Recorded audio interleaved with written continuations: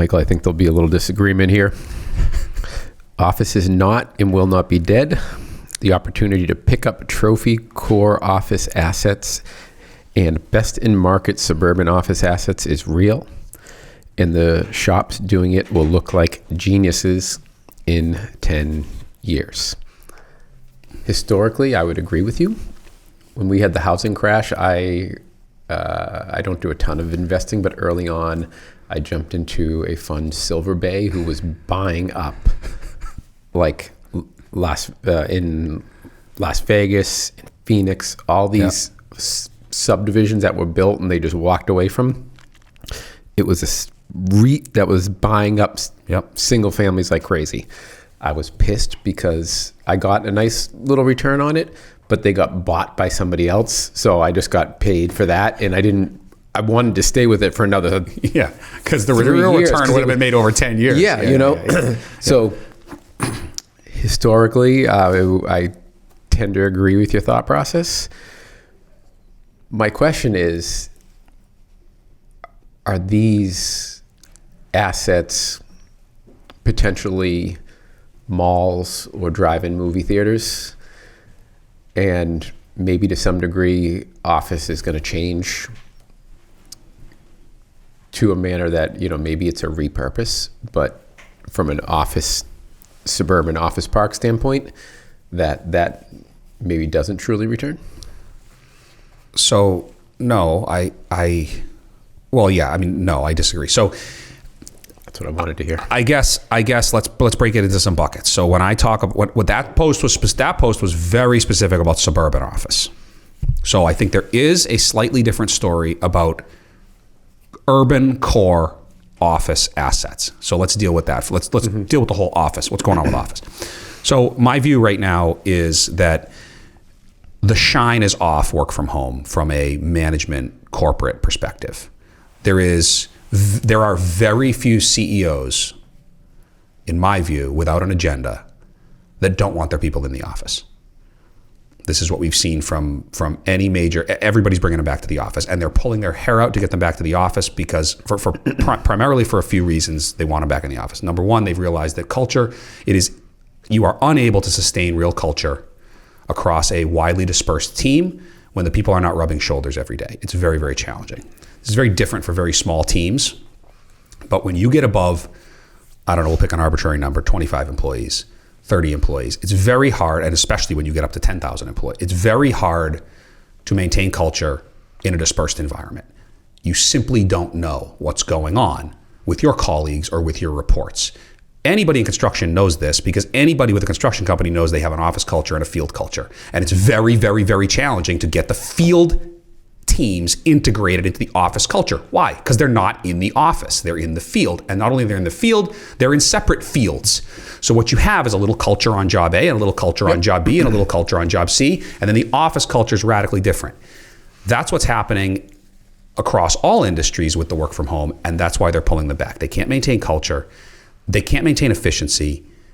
It's very, very challenging when it comes to decision making.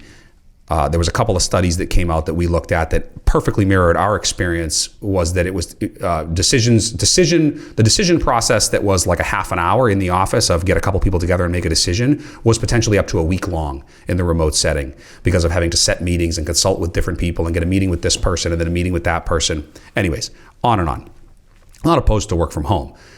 In my view, work is simply more efficient in the office with very, very few exceptions.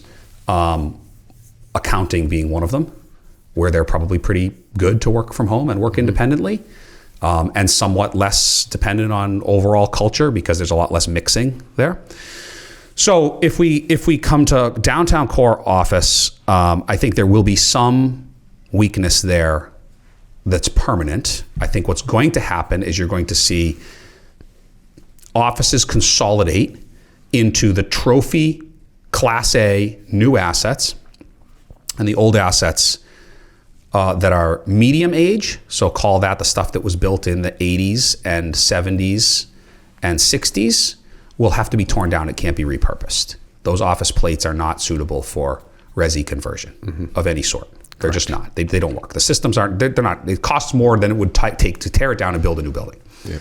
And there's an And if argument, it's and there's an argument that do people want to live there, right? It's an ugly 70s style office building. And even if you could say, hey, we've got this building downtown, midtown Manhattan, lower Manhattan, and it used to be an office building. We're going to convert it to resi, and we're going to have 900 units in the office, in like the financial district. Like I'm not even sure there's a demand for it there, right? Like if people want to live in kind of a resi, they don't necessarily want to live there. So, and then if you go even older with office, like Boston's a great example of this, to an extent New York too, you've got a bunch of really old office buildings. So you look at some of the stuff in PO Square, those buildings are 100 years old. Those actually I do think can be repurposed. They're smaller plates, they're narrower buildings, they're more unique designs. Yeah, they have some character. They've got character. Those are, I think, much more in line with being converted to either resi or hotel, or there's a lot of varieties of uses that those old buildings can be useful for. That's downtown. That's the core. When you come out into the suburbs, I think you've seen a couple of shifts. Number one, people don't want to commute into the downtown. So I think even among people, they're getting back into the mindset of, we're cool working from the office, but we're not cool driving 2 hours into downtown Boston or downtown New York to work in the office. Yeah.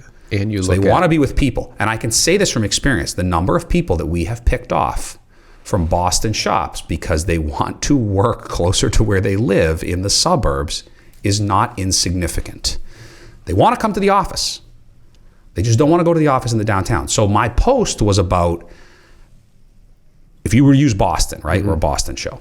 So if you use Boston and you look at 128 around Boston, forget downtown. Don't you think that now would be the time to be the buyer of the best office buildings in Burlington, and the best office buildings in Bedford, and the best office buildings in Waltham, and the best office buildings in Peabody or Danvers, right? Think of the 128 belt. Now go out again. The best office buildings in Marlborough, grab 495. The best office building in Lowell, or like whatever's right around Lowell, right? Yep. That play. I'm not saying all of those office buildings. I'm saying the best, because what's going to happen is, I think, as we've seen it with the lab movement. We saw labs move from Cambridge, Watertown, Waltham, Lexington, Waltham, and now it's Chelmsford and Wilmington and up the 93 corridor and up the 495 corridor. Why? Because the people live out there. And the real estate's easier and it's cheaper. And why would you fight into Cambridge every day when you don't have to? I think that same thing is happening with office. I think that if I was an office guy, which I am not, it's a different business, I would be out trying to pick off the best assets in those submarkets, because that is where people are going to want to work. And that is where companies are going to want to headquarter. The parking's easy. Right, my wife used to work in downtown Boston. This was 15 years ago. Her parking pass was $650 a month. Yeah. Yep. Right, 15 years ago. So I mean, this is crazy. So I'm not making any claims about the downtown. I'm saying when you're out in the suburbs, office is not dead. I mean, and globally, I will stand by that statement. Even with the downtown, office is not dead. If we think that people are suddenly going to stop working in offices and stop collaborating because they can get on a video screen with each other, that's ridiculous. Because there are businesses that cannot function like that. And if you look at like downtown San Francisco's taken a bad rap because it's just the crime and the poverty and all the nonsense that's affecting San Francisco, probably to the greatest extent, and then Seattle and Portland and LA and at New York to a slightly lesser extent, right? But if you look at San Francisco, there's multiple buildings now, 3 or 4, that are not that old, built in this century, right? So sub 20-year-old buildings, some of them built in the 2010s, not that old, built for $600 million that are trading for $150 million today. Yeah, that's not a good investment. I don't know. That probably is a really good investment. Right. Yeah, and there's a lot, my personal view is this madness that we are seeing with homelessness and with poverty and with rampant crime and like this whole, like, we don't prosecute criminal. That to me is a blip on the radar, because either we as society are going to understand that is a radical problem that we have to solve, or our society is going to collapse. Like the Roman Empire. Like, it's only one of two things. Like, we don't have a successful society if we have lawlessness. So I'd like to think that society's not going to collapse, which backs me into eventually cooler heads will prevail and we'll understand how to bring law and order back into our cities. Well, that then restores much of what is good about San Francisco and downtown LA and downtown Seattle and downtown Portland and downtown New York. And if that gets cleaned up, then why wouldn't people be comfortable living and working back in the cities? Yeah, if you get the people moving back, and we're closer to the sharing the same opinion. I think what's going to happen is just office is going to look different, because I think there's going to be a fair amount of people that are going to be like your wife was like, I'm never going back in there, or people that are going to say, listen, I don't ever want to work for a 5,000 person company anymore because I don't want to drive to work. I don't want to go to an office. I enjoy working the way I do now. I'm going to find a 20, 30 person company. But that 20, 30 person company is not going to say, I need 3 floors of office space. So I think it's really going to, I think office is going to look different. Yeah, I think office will look a lot more like the building we're sitting in. So we're in a suburban building in Middleton. Arguably, I mean, there's two good Class A buildings in Middleton, kind of Middleton Danvers. This is one of them. 8-story building. There's probably 40 tenants in this building. So it's not like 5 floors are had, but like, it's not like downtown where a law firm takes 6 floors of a tower. Yep. You know, the biggest lease in this building is 15,000 square feet. The next biggest lease is 12,000 square feet. The next biggest lease is 10,000 square feet. And then everyone else is like a couple thousand, 2,000 to 4,000 square feet through the whole building. Yep. It's all small businesses. It's small companies. I think this is what it looks like, but it's still a building where they're investing into what we would say is traditional office, right? They're rebuilding a full cafeteria, full food service center downstairs, full grab and go, full fitness center, full club space, full lounge space, full training facilities that everybody can use, right? All of the amenities that you want in an office building, you're getting, but we're out in the suburbs. There's tons of parking. It's free. And it's 10 minutes from everybody's house, 15 minutes from everybody's house on 95 instead of fighting through 93 in downtown Boston. I think you're going to see a shift in how offices are used. I do not think that office is, like, when I say office is not dead, I mean, I think long term this is a blip in the office market. I do not think this is a structural change in the office. And I would have had a slightly different view 12 months ago. Because 12 months ago, what you hadn't seen is you had people like me that were shooting their mouth off about, I'm bringing everybody back to the office, and you work for me, you work in the office, and this is how we work and this is how we build culture. You had a lot of small people shooting their mouth off, like, who cares? I have 50 people, like, what who cares? What you've seen over the last 12 months is Amazon saying the same thing, and JP Morgan saying the same thing, and Morgan Stanley saying the same thing, and UBS saying the same thing. And Microsoft saying the same thing, and Oracle saying the same thing, and all of these groups. And you've got a few outliers out there that are kind of like hammering a stake in the ground that's like, we're still going to be remote forever, remote till we die. That may or may not be a successful strategy for them, but the vast majority of the data, with objectivity, is now telling us that leaders want their teams back in the office, and frankly, most team members, while they want flexibility, and while they are not going to agree to as rigid of requirements as existed pre-pandemic, the vast majority of team members want to be back in the office. They want connectivity, and they want real, meaningful human connections. And the number one source for most people, because most people today have very few genuine friends, I think the number one source for real, meaningful human connections that most people have is their workplace. They spend 8, 9, 10 hours a day with these people. Yep. They are objectively, they are their closest friends. Whether they would count them that or not, the data would tell me that they're their closest friends. They spend the most amount of time with them. They're the most open with them, and they crave those connections still. And I just do not think you will see that in any meaningful way with remote moving forward. The bigger company, Johnson's & Johnson, whoever else is pushing people, I don't know if Johnson & Johnson is, but it's a big corporation that is pushing people. No doubt, I don't disagree that they are. The question is, does someone want to go back to the 8 to 5 in the office Monday through Friday?